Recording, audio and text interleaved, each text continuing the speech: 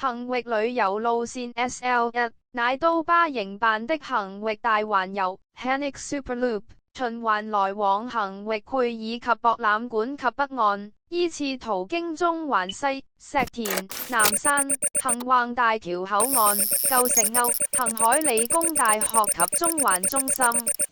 此路線只能由 PCV 或更高職級的車長駕駛。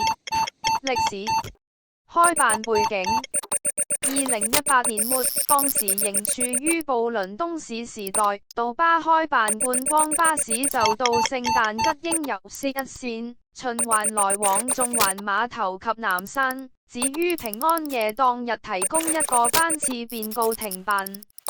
7年後，適逢2025年開篷觀光巴士的熱潮再次興起，大量旅客選擇以乘坐開篷巴士作其遊覽行程的一部分。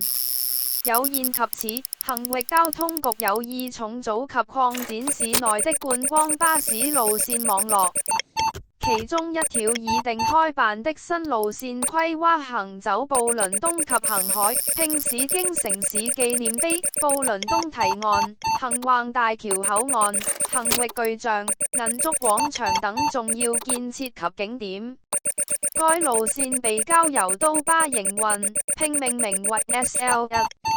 同年10月，都巴安排5輛 Enviro 500mmc 12米 Deck 46斜線 SH7340 Deck 47斜線 SH2349 Deck 48斜線 SN4355 Deck 9斜線 SN5685 Deck 50斜線 TA8164 進行開頂工程，其後再安排另外5輛同款巴士 Deck 51斜線 SP3421 Deck 52斜線 SP1110 Deck 53斜線 SP1113 Deck 54斜線 SP3422 Deck 55斜線 SP3859 作相同安排。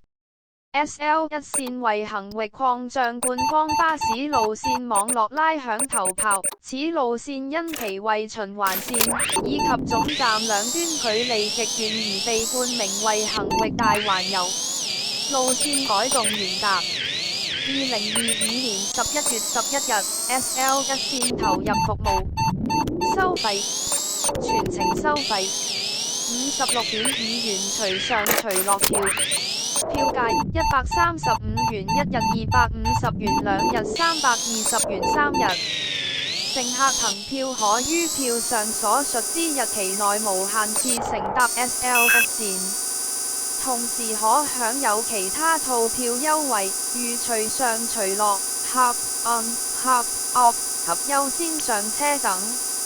可事先於網上購票或親臨指定巴士總站的顧客服務中心購買。隨上隨落遊客票，票價170元1日，300元2日，350元3日。